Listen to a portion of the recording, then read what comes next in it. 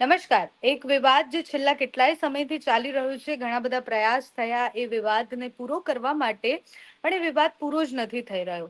વાત કરી રહી છું પરસોત્તમ રૂપાલા વર્સિસ ક્ષત્રિય સમાજનો જે વિવાદ ચાલી રહ્યું છે એનું. પરસોત્તમ રૂપાલાએ 2 વાર માફી પણ માંગી, છતાં પણ સમાજ અત્યારે લડી લેવાના મૂડમાં છે.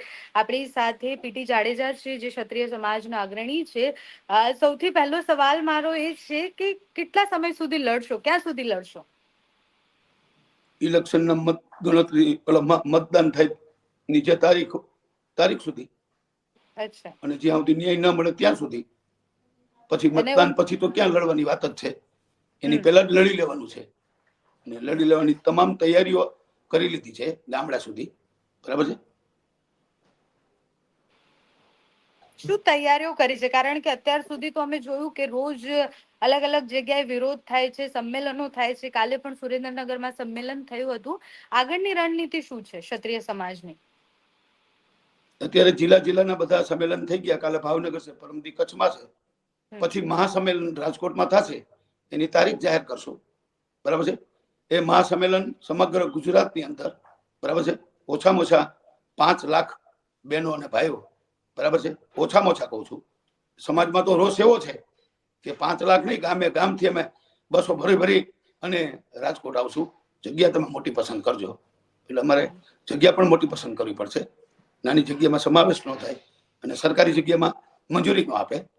બરાબર છે. એટલે ગામડા સુધીનું અમે બધું જેમ જવાબદારી આપવાનું એમ આપી દીધી છે. બરાબર છે.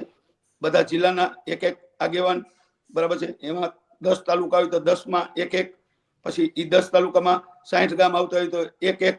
બરાબર છે. અત્યારે ગામમાં બેનર ચાલુ થઈ ગયા છે લગાડવાના.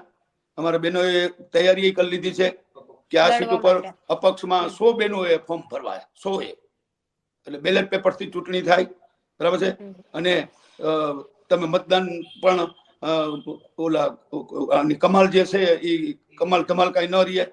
બરાબર છે. એટલે બેલેટ પેપરથી ચૂંટણી થાય એવું પણ અમે આયોજન કર્યું છે. બરાબર છે. એટલે અમે બહેનો 100 બહેનો તો ફોર્મ ભરવા ત્યાં તૈયાર થઈ ગયા છે. તૃપ્તિબા રાવલે હમણાં જ ઇન્ટરવ્યુમાં જણાવ્યું. બરાબર છે કે અમે 100 બહેનો ફોર્મ ભરશું. તો આમાં તો વધીને 56 બટન હોય, 56 ને બદલે 60 ફોર્મ ભરે ને તો પણ બેલેટ પેપર થઈ જાય.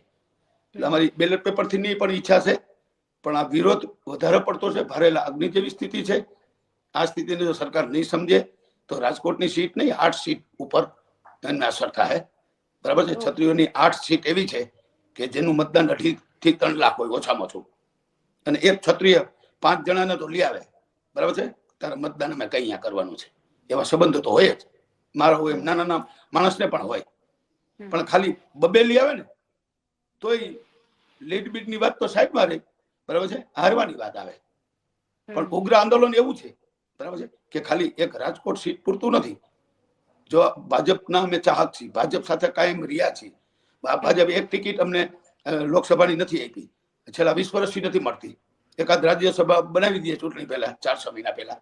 બરાબર છે. અમે 5 વર્ષથી માગણી કરી છે કે સરદાર વલ્લભભાઈના બાજુમાં એક મ્યુઝિયમ બનાવો, જેને 562 રજવાડા આપી દીધા છે. એની એક હિસ્ટ્રી બને અને એક મ્યુઝિયમ બને તો બીજી પ્રજાને પણ ખ્યાલ આવે કે આવા રાજાઓ હતા અને આના બલિદાનથી આ દેશ આઝાદ થયો. બરાબર છે. તો કોઈ પણ જાતની નોંધ નથી લેવાતી. બરાબર છે. છતાં ક્ષત્રિય સમાજ ભાજપ સાથે છે, રહ્યો છે, રહેશે. બરાબર છે. પણ જો આ ક્ષત્રિય સમાજને ન્યાય નહીં મળે અને આવી ભયંકર ટિપ્પણીથી મહિલાઓ પણ એટલા બધા નારાજ છે કે મહિલાઓ કોઈ દિવસ બહાર અમારે આવે નહીં. એ પણ રણ મેદાનમાં ઉતરી ગયા છે. કોઈ પણ જાતના ડર વગર ધરપકડું થઈ છે. બરાબર છે. ધરપકડમાં ન હોય કલમ એવી કલમો પણ લગાડવામાં આવી છે, પછી પાછી કઢાવી છે. બરાબર છે. રાજકોટમાં જ ગઈકાલે એવું બન્યું હતું, 120B કલમનો ઉમેરો કર્યો, ખાલી પૂતળું સળગાયું એમાં. તે એવો ઉમેરો આખા ઇન્ડિયામાં ક્યાંય થયો નથી. તો રાજકોટમાં જ કેમ?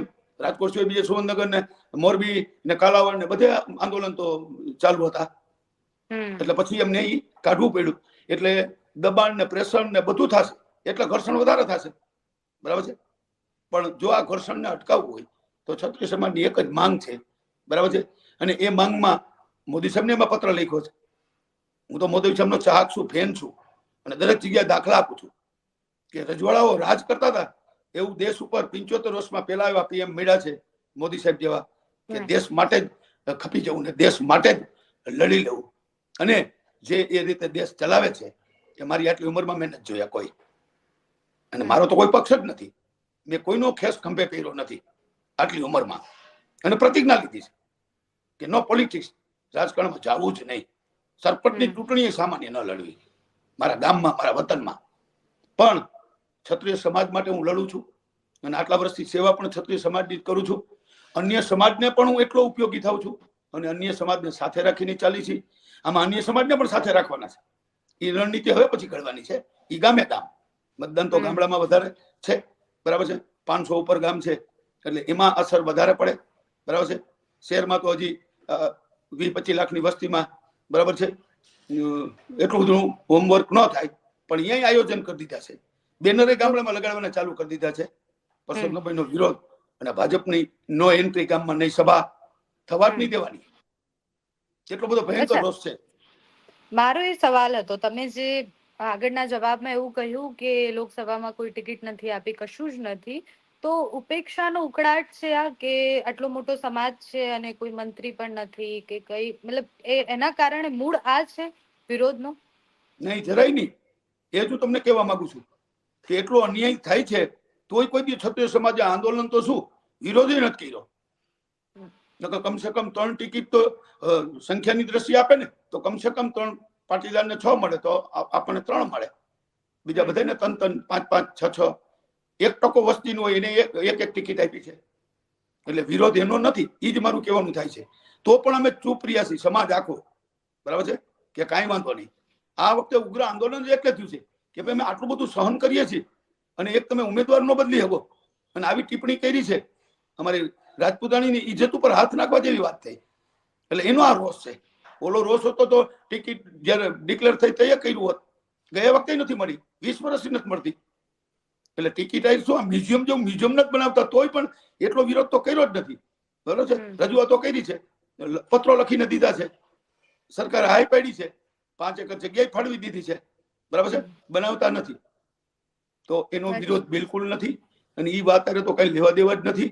આ ટિપ્પણીથી જ વિવાદ ચાલુ થયો અને છેલ્લા 8 દિવસથી ઉગ્ર આંદોલન, બરાબર છે, ભારેલા અગ્નિ સ્થિતિ જેવું થતું જાય છે. એ આપ પણ જોતા હશો. અચ્છા, પરસોત્તમ રૂપાલાએ આજે રાજકોટમાં પ્રેસ કોન્ફરન્સ કરી એમને કહ્યું કે મેં ક્ષત્રિય સમાજની 2 વાર માફી માંગી લીધી છે અને વિષય હવે અહીંયા પૂરો થાય છે. મેં માફી માંગી લીધી છે, મારી સાઈડથી મેં કરી દીધું છે બધું. એ તો એનું નિવેદન છે કે મેં માફી માંગી લીધી છે. સાચી વાત છે, માંગી લીધી છે.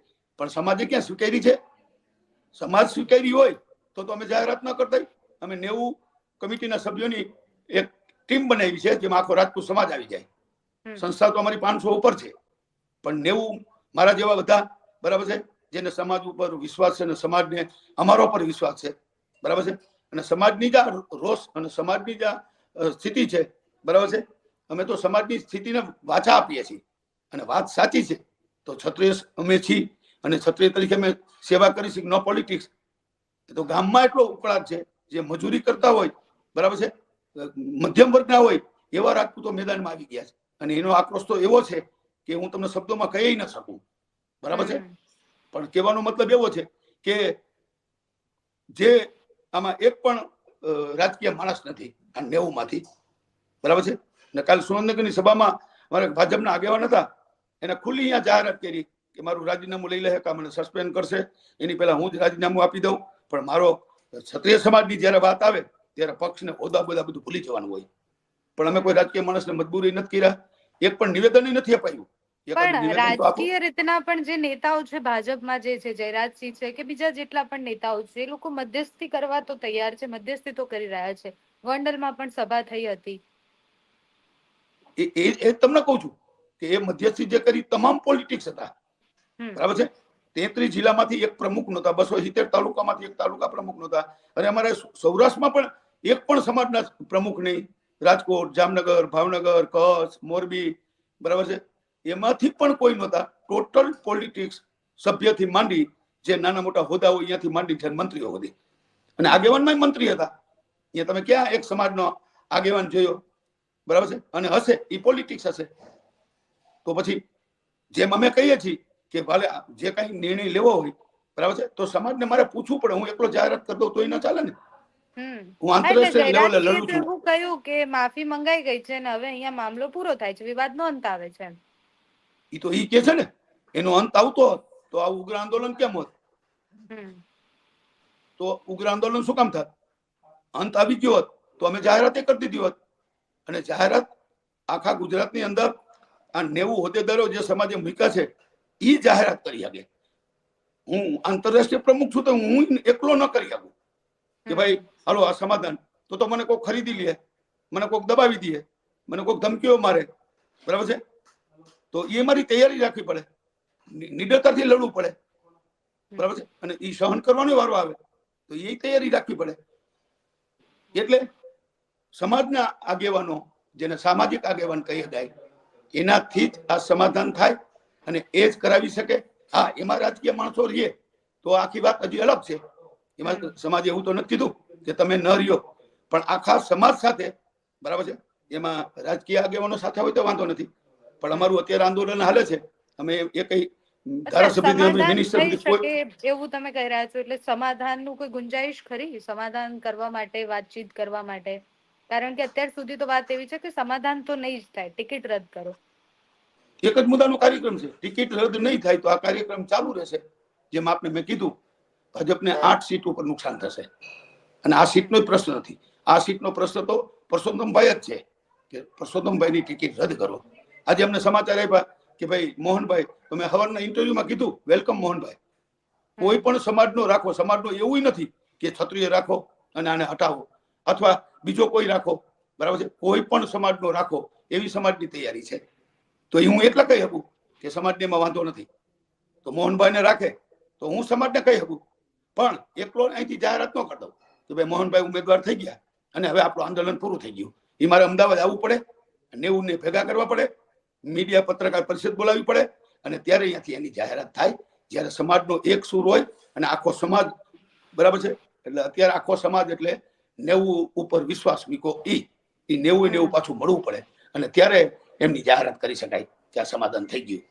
ઉમેદવાર તો પોતે કે સમાધાન થઈ ગયું, એને માફી માંગી તો એ વાત સાચી છે, માંગી છે, પણ સમાજે નથી સ્વીકારી. ઉલટાની માફી 2 વાર માંગવાથી સમાજમાં વધારે રોષ થયો કે આ એના સ્વાર્થ માટે હોદ્દો છોડવા તૈયાર નથી. જો હમણાં એમ કે ભાઈ મારી ઉમેદવારી હું પાછી ખેંચી લઉં છું અને ઉમેદવારી ખેંચીને માફી માંગે તો પણ મંજૂર છે અને પછી નો માંગે તો મંજૂર છે. ઉમેદવારી પાછી ખેંચી લે, હા, એક જ મિનિટ, ઉમેદવારી પાછી ખેંચી લે તો સરકાર એની પાસેથી લઈ લે તો અમારું આંદોલન પૂરું થઈ જાય છે. વાત એની એકની જ છે. આ તો એના એકના કારણે બધા ભોગ બનશે, બીજાને નુકસાન થાય. તો એની તૈયારી હશે ને. એને ખબર છે ક્ષત્રિયો આટલા બધા ઉગ્ર બન્યા છે, મારા હિસાબે બન્યા છે અને મારા બીજા 7 ભાઈઓને સીટ ઉપર નુકસાન થાય. અમે તો 26 સીટ ઉપર કરી શકીએ એવું નથી, બરાબર છે. પણ 26 સીટ નહીં, પણ જે પ્રભુત્વ વાળી સીટ છે અન્ય સમાજને અમે સાથે રાખીને કહી શકીએ અને સમાજ અમારી સાથે ચોક્કસપણે હાલે છે. દરેક સમાજને અમે ભગવાન રામ ને ભગવાન કૃષ્ણથી સાચવતા આવ્યા છીએ અને બધા યુદ્ધો દરેક સમાજને, વ્યક્તિને ગૌરક્ષા માટે જ લડ્યા છીએ. અંદર સ્વાર્થ માટે નથી લડ્યા. બલિદાનો છે, ગામે ગામ પાડ્યા છે. છેલ્લો અમારો ત્યાગ જો 562 રજવાડા આપીને દેશને એક બનાવ્યો. તો દેશ એક બને, નેક બને, બરાબર છે. તો આઝાદી મળી ગયા પછી, બરાબર છે, ક્ષત્રિય સમાજને હાઉસ સાઈડ આઉટ કરતા જાય છે. તો પણ અમે ચૂપ છીએ, બોલ્યા જ નથી. ક્યારે આટલું છીનવાઈ ગયું ત્યારે જમીન વહી ગઈ અડધી, રાજપાટ આપી દીધા, ત્યાં બીજું નથી બન્યું તો અમે શાંતિ રાખી છે, બરાબર છે. તો એના માટે અમે આંદોલન ન કરી અથવા એક ટિકિટ નથી આપી, ગયા વખતે નથી આપી, આપલી વખતે અત્યારે નથી આપી, તો તે આંદોલન ન કર્યું હોત છત્રીની એક ટિકિટ કેમ નહીં. એટલા ક્ષત્રિયો છે ને શાંત બેઠા છે, આટલો અન્યાય થાય છે તોય. અને જે રાજકીય માણસો જે બેઠા છે, બરાબર છે, એને ખરેખર આ બધું કરવાનું હોય ને રાજકીય માણસો એ છે ને પરસોત્તમભાઈને સમજાવવાના હોય કે ભાઈ અમારા સમાજમાં આટલો બધો રોષ છે, ભાજપને નુકસાન થાય, તમે તમારી ઉમેદવારી પાછી ખેંચી લ્યો, બરાબર છે. એમ એને સમજાવવો જોઈએ, સમાજને નથી સમજાવવાનો. અને સમાજ સમજે એમ નથી, એટલા માટે પરિસ્થિતિ અત્યારે ભારે લાગણી જેવી છે. અચ્છા, છેલ્લો સવાલ મારો એ છે કે જો ઉમેદવારી રદ કરવામાં નહીં આવે તો શું કરશે ક્ષત્રિય સમાજ? ઉમેદવારી રદ નહીં થાય તો આંદોલન ઉગ્ર બનશે. મેં તમને જેમ કીધું એમ ભયંકર ભાજપને નુકસાન થશે ગામે ગામ અને કટ્ટરવાદી અને ક્રાંતિકારી વિચારો સાથે બધા જોડાણા છે ગામડા સુધી. આક્રોશ એટલો છે, મેં તમને કીધું, મધ્યમ વર્ગ હોય કે મજૂરી કરતા હોય એ રાજપૂતો મેદાનમાં આવી ગયા છે, રાજપૂતાણી મેદાનમાં આવી ગઈ છે. એટલે નુકસાન તો સ્વાભાવિક થવાનું જ હોય ને, બરાબર છે. મારા ગામમાં હું એમ કહું કે ભાઈ આ મત તમારે આને આપવાના છે, હું તો એમ કહું માં આશાપુરાના સોગન છે, તમે આને મત આપો તો. કીધું છે 2000 સભામાં જામનગરની, કાલ સુરેન્દ્રનગરની, બરાબર છે. એટલે એ નુકસાન 100% થાય, બરાબર છે. કદાચ એ વેમમાં રહેતા હોય તો એ ખોટા વેમમાં છે. ક્ષત્રિય સમાજનું ઉગ્ર આંદોલન જોઈ અને જો પોતાની ખેલદિલી ખાનદાની ન બતાવે તો એનો સ્વાર્થ તો એ જ થયો ને કે મારે ટિકિટ તો નથી છોડવી, બરાબર છે. ટિકિટ નહીં છોડે તો પરિણામ ભોગવવા તૈયાર રહેશે. Okay, thank you so much તમે અમારી સાથે જોડાયા એના બદલ. ધન્યવાદ.